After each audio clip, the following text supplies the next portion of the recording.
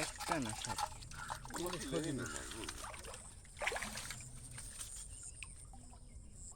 ওই তেলে কাটাল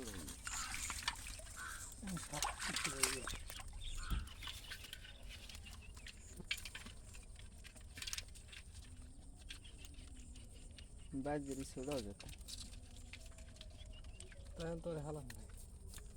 ওই কলা দিয়ে রেখে দাও ওই পাশে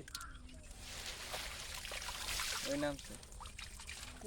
আবার কুমির দিয়ে কামড় দেবে ওই সময় কাজে আছে ওই কাজে গেছে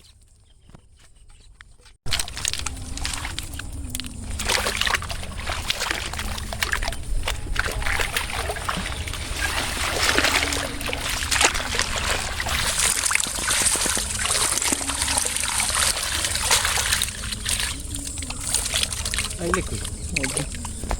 তাইলে সারা হয়ে গেল এই সাপ